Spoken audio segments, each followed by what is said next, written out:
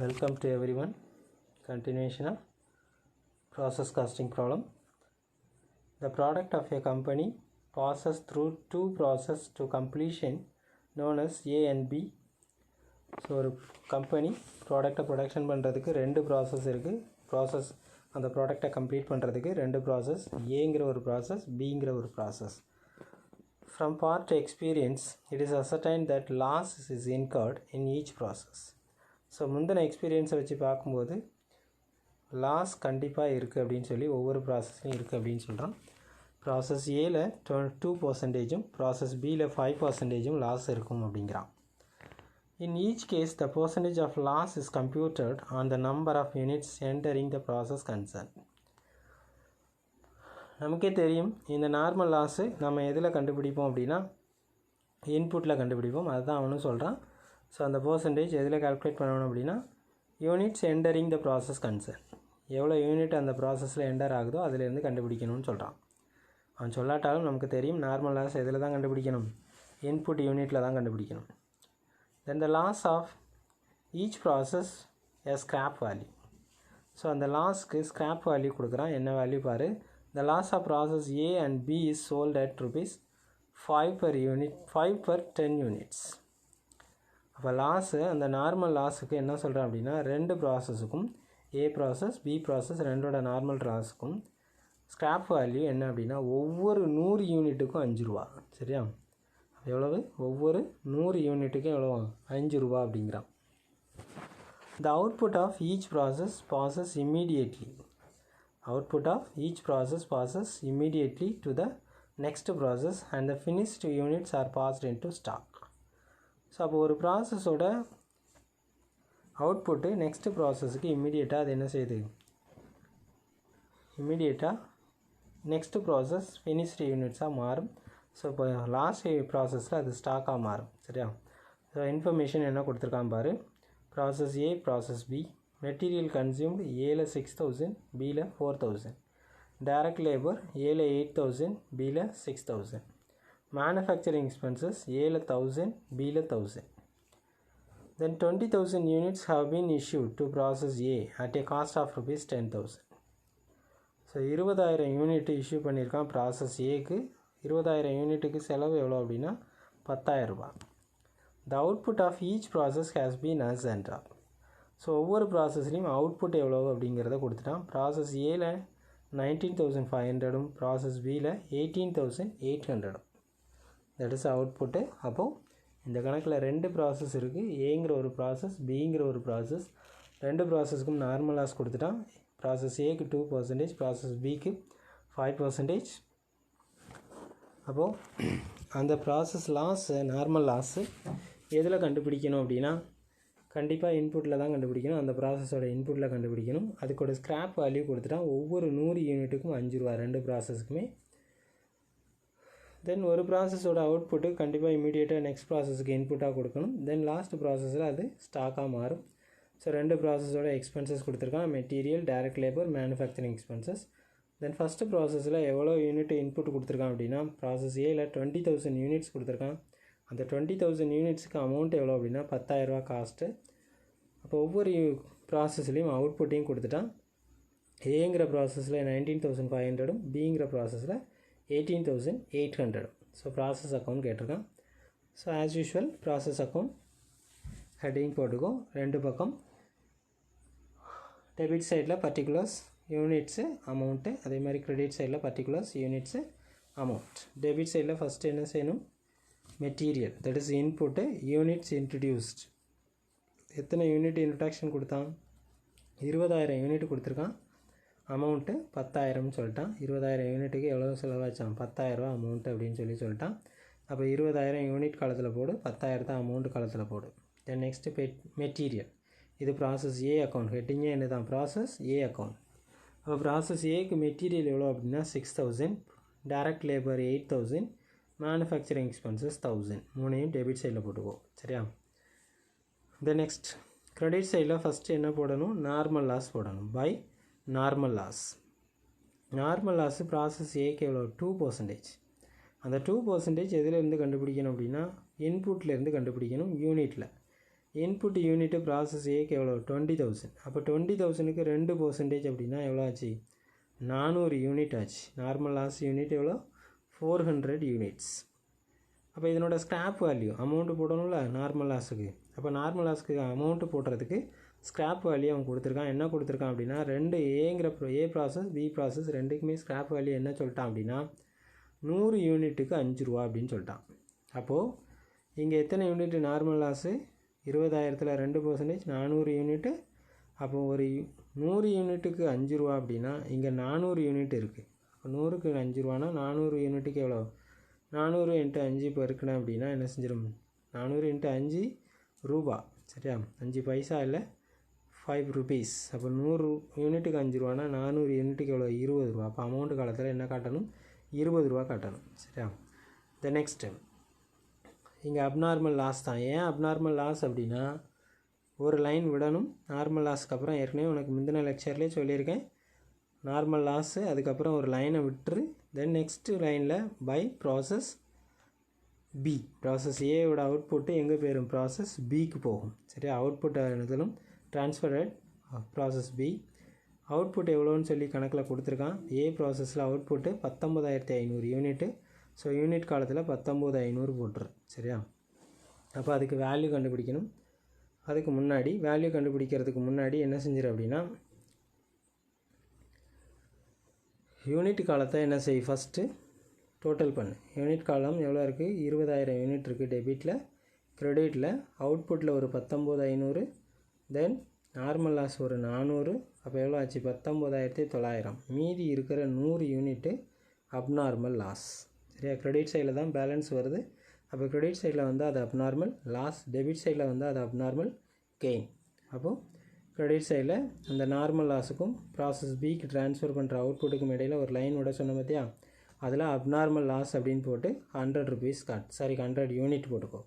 இப்போ இந்த அப்நார்மல் லாஸுக்கு என்ன கண்டுபிடிக்கணும் வேல்யூ கண்டுபிடிக்கணும். சரியா எப்படி கண்டுபிடிக்கிறது அப்நார்மல் லாஸ் இன் யூனிட்ஸ் கொடுத்துருக்கான் பாரு. ஏற்கனவே நம்ம சொல்லிட்டோம், அதை திரும்ப ஒர்க்கிங்ஸில் கொடுத்துருக்கான். Input into the process 20,000 less normal loss 400. Normal output 19,600. ஆனால் ஆக்சுவல் அவுட்புட் 19,500 தான் இருக்குது. இப்போ 100 யூனிட்டு அப்நார்மல் லாஸ். ஸோ அந்த அப்நார்மல் லாஸுக்கு வேல்யூ எப்படி கண்டுபிடிக்கிறது அப்படின்னா ஏற்கனவே நம்ம முந்தின வீடியோ லெக்சரில் சொன்னது தான் cost per unit value of the process output. சரியா ஸோ அப்போது மொத்தம் டெபிட் சைடில் உள்ள அமௌண்ட்டு காலத்தை கூட்டிக்கோ 25,000. அந்த 25,000த்தில் க்ரெடிட் சைடில் உள்ள நான் ஸ்க்ராப் வேல்யூ அமௌண்ட்டை கழிச்சிரு. 25,000த்தில் 20 கழிச்சிட்டேன் அப்படின்னா கழிச்சு டிவைடட் பை என்ன செய்யணும் மொத்த யூனிட் எவ்வளோ கொடுத்துருக்கோம் 20,000 யூனிட்டு. அந்த 20,000த்தில் 400 யூனிட்டு நார்மல் லாஸ் போய்ட்டு அப்போ 19,600ஆல் வகுத்துட்டேன் அப்படின்னா என்ன கிடச்சிரும் ஒரு யூனிட்டுக்கு வேல்யூ கிடைக்கும். தட் இஸ் அப்நார்மல் லாஸோட வேல்யூ இங்கே என்ன கிடைக்கும் அப்படின்னா 127.449 அப்படின்னு வருது. அப்போ பாயிண்ட்டுக்கு அப்புறம் 4 இருக்குது. அப்போ என்ன தான் போடணும் 127 போட்டால் போதும். நீ 127.449 போட்டாலும் தப்பு இல்லை. என்ன கிடைக்குதோ அப்படியே போட்டு மல்டிபிள் பண்ணாலும் தப்பு கிடையாது. பட் இல்லை நீ ஃப்ராக்ஷன் எடுக்க வேண்டாம் அப்படின்னாலும் ஒரு 1 or 2 ருபீஸில் ஃப்ராக்ஷன் வரும், அதை பற்றி பிரச்சனை இல்லை. ஸோ அப்போ இங்கே என்ன செஞ்சிட்டான் அப்படின்னா ஃபுல் வேல்யூ வச்சு போட்டான். அப்போ value of abnormal loss 100 unit. இப்போ 100 × 127.449 போட்டோன்னா என்ன செய்யும் 127 ரூபா 44 பைசா அப்படி வரும். ஸோ அதை என்ன செஞ்சிடும் 127 ரூபான்னு மட்டும் போட்டிருக்கான். That is abnormal loss 100 unit value 127 ரூபா. இப்போ ப்ராசஸ் பி அக்கௌண்ட்டுக்கு ட்ரான்ஸ்ஃபர் பண்ணுறது 19,500 அவுட்புட்டுன்னு சொல்லிட்டான். அப்போ அதனோட அமௌண்ட்டை எப்படி கண்டுபிடிக்கணும் அப்படின்னா டெபிட் சைடில் அமௌண்ட்டு 25,000, க்ரெடிட் சைடில் ஒரு 127 அந்த 25,000த்தில் கழிச்சிட்டேன்னா என்ன கிடச்சிரும் பி அக்கௌண்ட்டுக்கு ட்ரான்ஸ்ஃபர் பண்ணக்கூடிய அமௌண்ட்டு கிடச்சிரும் 24,583. That is process A account. Then process B account. Process B அக்கௌண்ட்டில் ஃபஸ்ட்டு டெபிட் சைடில் என்ன எழுதணும் அப்படின்னா ப்ராசஸ் ஏலேருந்து வரக்கூடிய இன்புட்டை கொண்டு வரணும். சரி அவுட்புட்டை இங்கே இன்புட்டாக மாற்றணும். That is to process A account. Process ஏலேருந்து வரக்கூடிய ட்ரான்ஸ்ஃபர் அமௌண்ட்டு 19,500 யூனிட்டு 24,853 ரூபா. சரியா அப்போ இன்புட்டில் ஃபஸ்ட்டு 19500 யூனிட்டு 24853 ரூபாய் காட்டு. அது போக ஆஸ் யூஷுவல் கணக்கில் என்னெல்லாம் இருக்குது பாரு. மெட்டீரியல் ஒரு 4000, டைரக்ட் லேபர் 6000, மேனுஃபேக்சரிங் எக்ஸ்பென்சஸ் 1000. அதை போட்டுக்கோ. த நெக்ஸ்ட்டு கிரெடிட் சைடில் பை நார்மல் லாஸ். ஃபஸ்ட்டு என்ன வேணும்? Normal loss. பி ப்ராசஸுக்கு நார்மல் லாஸ் 5% அப்படின்னு சொல்லியிருக்கான். அப்போது ப்ராசஸ் பிக்கு 5% அப்படின்னா இன்புட் எவ்வளோ இருக்குது? 19500. அந்த 19500ல் 5% கண்டுபிடிக்கணும். சரியா? ஸோ அப்போ 19500க்கு 5% எவ்வளோ வரும்? அப்போ 10% அப்படின்னா 1950 வரும். அதில் பாதி அப்படிங்கும்போது 975 யூனிட்டு. சரியா? அப்போ இந்த 975 யூனிட்டுக்கு வேல்யூ கண்டுபிடிக்கணும்ல. நார்மல் லாஸுக்கு என்ன செய்யணும்? வேல்யூ கண்டுபிடிக்கணும். வேல்யூ என்ன சொன்னால் 100 யூனிட்டுக்கு 5 ரூபா அப்படின்னு சொல்லியிருக்கான். அப்படி தானே? 100 யூனிட்டுக்கு 5 ரூபா. அப்போ 975 யூனிட்டுக்கு எவ்வளோ?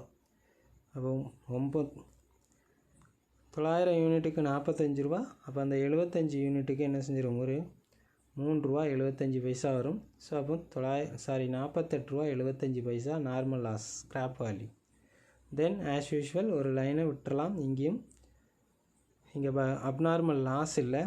ஸோ கெயின் வர்றதுனால நீ லைன் விடணும்னு அவசியம் இல்லை. எப்போ தெரியும் அப்படின்னா, எப்போ இது அப்நார்மல் லாஸா அப்நார்மல் கெயினா அப்படிங்கிறது எப்போ உனக்கு தெரியும் அப்படின்னா, டெபிட் சைடில் இன்புட் யூனிட்டுக்கும் கிரெடிட் சைடில் நார்மல் லாஸையும் அவுட்புட்டையும் கூட்டி பார்த்துட்டேன்னா தெரிஞ்சிடும். இப்போ இந்த கணக்கில் 19500 யூனிட் கொடுத்துருக்கோம்,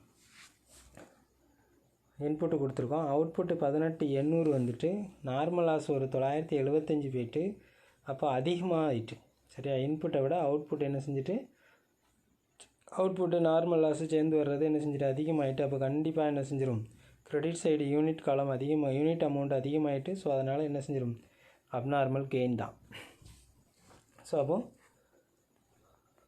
பை ஃபினிஷ்டு ஸ்டாக் அக்கௌண்ட் அப்படின்னு சொல்லி போட்டுட்டு எத்தனை யூனிட்டு? 18800 யூனிட்டு கணக்கிலே கொடுத்துட்டான். அதை அவுட்புட்டில் அவுட்புட் காலத்தில் யூனிட் காலத்தில் காட்டிக்கோ. வேல்யூ அதுக்கப்புறம் போட்டுக்கலாம். அதுக்கு முன்னாடி டெபிட் சைடில் வந்து முதல்ல யூனிட் காலத்தை டோட்டல் பண்ணு. இங்கே டெபிட் சைடில் தான் கிரெடிட் சைடில் தான் யூனிட் காலம் அமௌண்ட்டு அதிகமாக இருக்குது. ஒரு 18800 அவுட்புட்டு, 975 நார்மல் லாஸு, ரெண்டையும் கூட்டினேன்னா 19775. இப்போ இதையும் டெபிட் சைடில் போட்டுக்கோ டோட்டலில். இப்போது இன்புட் கொடுத்தது 19500 தான். ஆனால் நமக்கு டோட்டலாக கிடைச்சது எவ்வளோ? நார்மல் லாஸை சேர்த்து 19775. அப்போ 275 யூனிட் என்னது? Abnormal gain. 275 யூனிட் என்னது? Abnormal gain. ஸோ அப்போ அப்நார்மல் கெயினுக்கு ஃபார்முலா, அதை வேல்யூ கண்டுபிடிக்கணும்ல. அதுக்கு ஆஸ் யூஷுவல் அதே ஃபார்முலா தான். ஃபஸ்ட்டு இங்கே நோட்ஸில் என்ன கொடுத்துருக்கான் அப்படின்னா, இன்புட் ப்ராசஸ் கண்டுபிடிச்சிருக்கான். 19500 யூனிட்டு, அதுக்கு நார்மல் லாஸ் 5%, 975. இந்த நார்மல் அவுட்புட்டு 18525 தான். ஆனால் ஆக்சுவல் அவுட்புட் எவ்வளோ இருக்குது? 18800 இருக்குது. அப்போ 275 யூனிட் என்ன அப்படின்னா அப்நார்மல் கெயின். அப்போ working notes for value of abnormal gain. Abnormal gain அப்போ எப்படி கண்டுபிடிக்கணும் அப்படின்னா, ஸோ டெபிட் சைடை ஃபுல்லாக டோட்டல் பண்ணிக்கோ. எது வரைக்கும்? மேனுஃபேக்சரிங் எக்ஸ்பென்சஸ் வரைக்கும் உள்ள அமௌண்ட்டை டோட்டல் பண்ணிவிட்டு 48 ரூபா 75 பைசாவை கழிச்சிரு. அதே மாதிரி எதை வச்சு டிவைட் பண்ணணும் அப்படின்னா, மொத்தம் கொடுத்தது 19500 யூனிட்டு, அதில் எதை கழிச்சிடணும் அப்படின்னா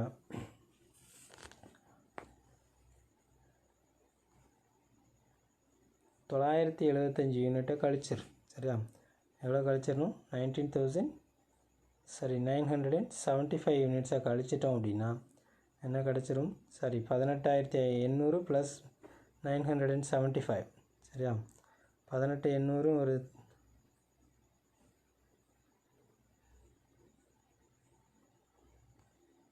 18800 யூனிட் இருக்குது. அந்த 18800 யூனிட்டு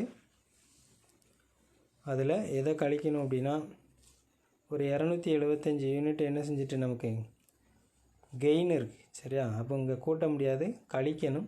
ஸோ அதனால் 18800ல் 275 கழிச்சிரு. 18525 டிவைட் பண்ணி போட்ட அப்படின்னா எவ்வளோ கிடைக்கிது? 1.932753 கிடைக்குது ஒரு யூனிட்டுக்கு. அப்போ அப்நார்மல் கெயின் 275 யூனிட்டு. 275 இன்ட்டு 1.9 போட்டாலும் சரி, அல்லது 275 இன்ட்டு 2 போட்டாலும் சரி. சரியா? That is value of abnormal gain. அப்போ டெபிட் காலத்தில் அமௌண்ட்டை போட்டுக்கோ. இதுக்கப்புறம் நீ டெபிட் சைடில் உள்ள அமௌண்ட்டு காலத்தை டோட்டல் பண்ணு, கிரெடிட் சைடில் உள்ள 48.75 கழிச்சிரு, மீதி கிடைக்கிற பேலன்ஸ் தான் ஃபினிஷ்டு ஸ்டாக்கோட amount. That is a problem for abnormal loss and abnormal gain account. Okay, and the continuation is next class. Thank you.